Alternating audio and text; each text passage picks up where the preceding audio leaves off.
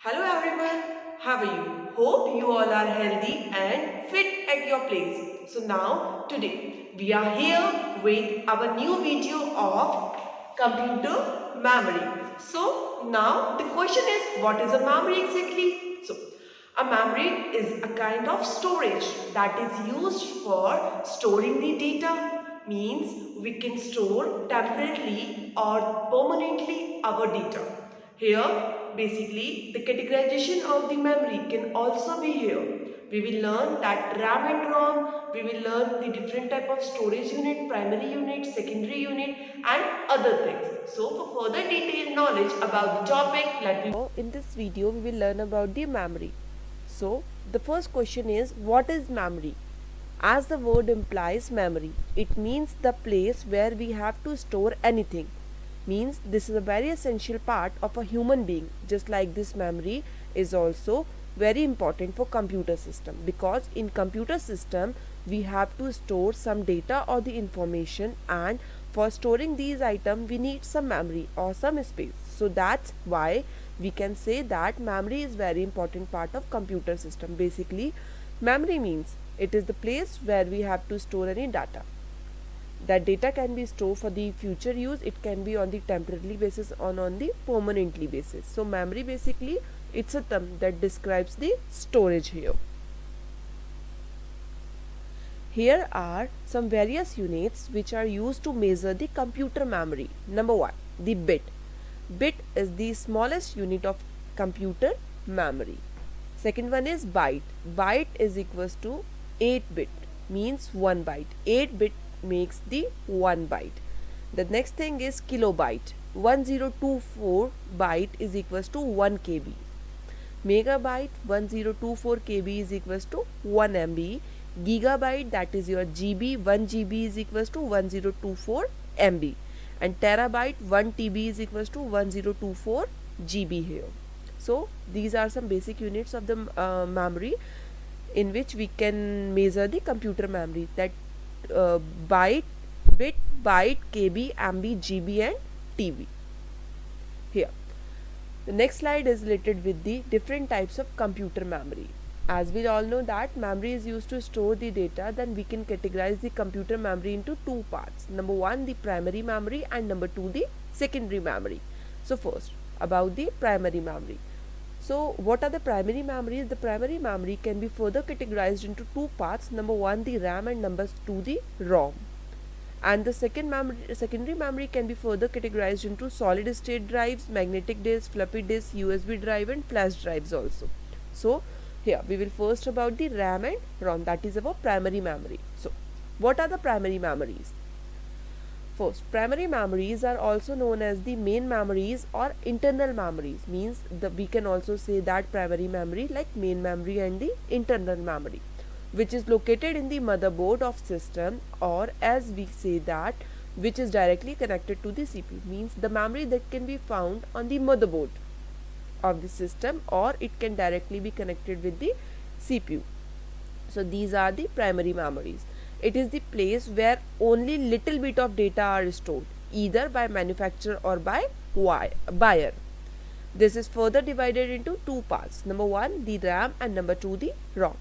Here, RAM. The full form of RAM is random access memory. It is a volatile memory. It stores the data which the user currently uses, or as we say it, stores the data temporarily in it. Means when we are working in the computer, then by default we are working on the RAM, because it's a temporary memory. Volatile means the temporary memory. RAM needs the power or electricity to work. When the computer power is turned off, then all the data in it will be erased automatically. Means while we are working with the computer and while we are working with the system, then by default we are working or we are using the RAM. And when the power gets turned off, then the data, all the data in it will be erased automatically. This is a circuit which have its separate space or slot in the motherboard. Means the RAM has its separate slot or the space in the motherboard. This allows the computer to run the software faster. Basically, the memory, that RAM is responsible for running the computer system or software faster. RAM is further be classified into two parts, SRAM and DRAM. Here you have seen the example of the RAM that's shown on your screen. Now, RAM can further be categorized into two parts, SRAM and DRAM. Here, SRAM known as the static random access memory. The word static means it refers that the memory retains its content as long as the power is supplied. So that why we can say this is a volatile in nature, means as long as the power is supplied to that memory, then the content gets or content retains in that memory, and once the power gets turned off, then the content gets clear. SRAM does not need to be refreshed periodically, as we know that there are so many programs which runs in the background, so it doesn't require to refresh periodically. SRAM is faster but more expensive than the DRAM. The next type of memory is DRAM. DRAM is also known as the dynamic random access memory. It also contains data only when electricity is available. DRAM needs to refresh periodically. Due to this, this RAM works slower than the RAM. Mainly general PC uses this RAM because it is much cheaper than SRAM and requires the less space. Now, the next type of primary memory is your ROM. Read-only memory. ROM is a non-volatile memory. The content in locations in ROM cannot be changed. Means once we feed the data in that ROM chip, then it cannot be changed. The data in ROM is not lost when the computer power is turned off. As compared with the RAM, RAM's data gets erased while the power is switched off. But when we are talking about the ROM is not lost. The data in the ROM is not lost when the computer power is turned off. The ROM is sustained by the small long life battery in your computer. Mainly there are three types of ROM: PROM, EPROM and EEPROM. PROM, number first, the PROM, that is your programmable read-only memory. Programmable read-only memory is read-only memory that can be modified once by a user, means it can only be modified once. PROM is a way of allowing a user to tailor a microcode program using a special machine called the PROM programmer. Basically, it allows the user and it tells the user that how to use that it allows the user that to tailor a microcode program using a special machine.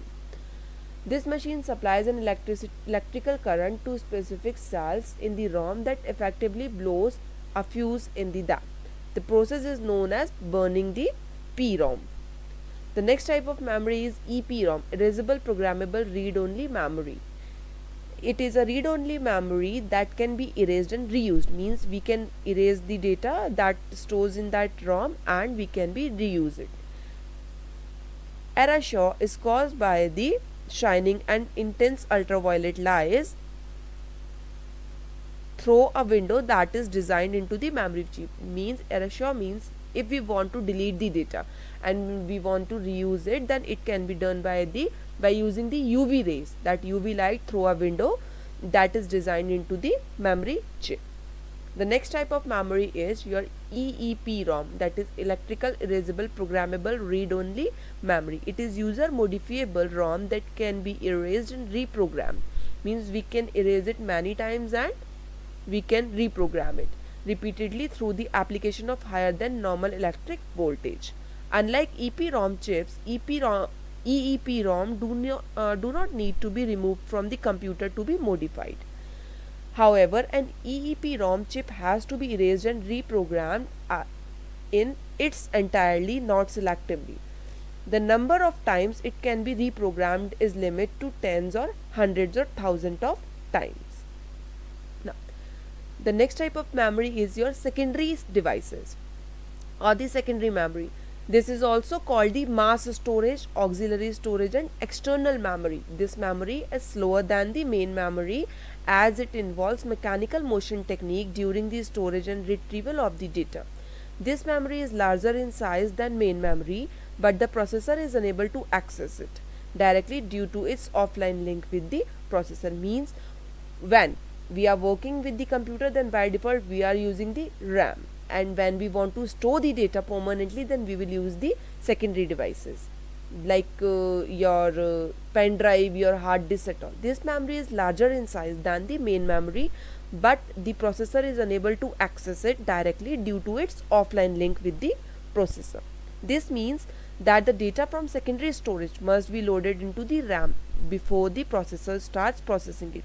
Then main memory links the secondary memory to the processor. Here, first type of secondary device is hard disk drive. Hard disk or hard disk drive is also known as the hard drive or the fixed drive. This is the place where we store our data or information so that we can retrieve for further use. Means if we want to use the store data in the future, then we will use the hard disk.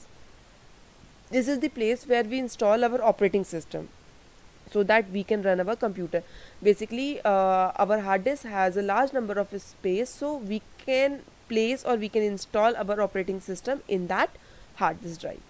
Hard disk comes fixed in our system, and if you require more hard disk, then it comes in the removable also. Means our system already has a hard disk, but if the capacity is being less, then you can add the external hard disk. The average computer today comes with a 250 and the 500 GB hard disk drive. The next type of secondary memory is your floppy disk drive. Floppy disk drive is also called as the diskette drivers. Read and write to diskettes called the floppy disk or floppies. In disks, the area to save the data recognizes a set of concentric circles called the tracks. Means when we are talking about that floppy disk, in this disk areas are save the file in a concentric circle. Means the file can be saved in a concentric circles that calls the tracks. Floppy disks have 80 tracks. The disks are further divided into pi slice sectors and 300 RPM, that is round per minute, and diskette size 3.5 inches. The next type of device is your optical storage. Optical means the round. This is the secondary storage medium in which you can store much more data in it. This is flat circular plastic disc coated with the material. It is just similar to your CD and DVDs. Optical disc is very popular because of its small size and huge storage capacity. Means the size of this storage, optical storage is small, and the storage capacity is very high. You must have optical disc reader in your computer so that you can read or write the data on it. There are two types of optical disc. Number one, the CD, and number two, the DVD. The first is CD. CD is also known as the compact disc. Mainly it is used to store the data, music, movie and software etc. It can store 80 minutes of continuous video recording. The space of CD is up to 700 MB. Due to high storage capacity, it is widely used. The data is stored in it in the form of the bits. To avail the service of CD, your computer should have CD drive. There are two types of CD, CD-ROM and CD rewritable. The next type of optical storage is your DVD. DVD is also known as the digital versatile disc. It is high capacity storage medium, mainly used to store the movies, music, software etc. The storage capacity of DVD is up to 4.7 GB. Means a DVD can store large amount of data rather than the CD. It looks similar to a CD. It is just similar to the CD, but due to its high storage capacity, it is not cheaper as CD. To avail the facility of DVD, you must have DVD drive in your computer. Means if you want to use that DVD in your computer, then your computer must have or it might have be the DVD drive. DVD drive also gives you the facility to run the CD disc too. Types of DVD. Basically, there are two types of DVD: DVD-ROM and DVD rewritable. Now, the next type of storage device is your flash drive, your pen drive that can store the data on the permanent. Now it comes in the variety of 32 GB, 64 GB, 128 GB et al. So if you are having any type of question related with this then you can ask me.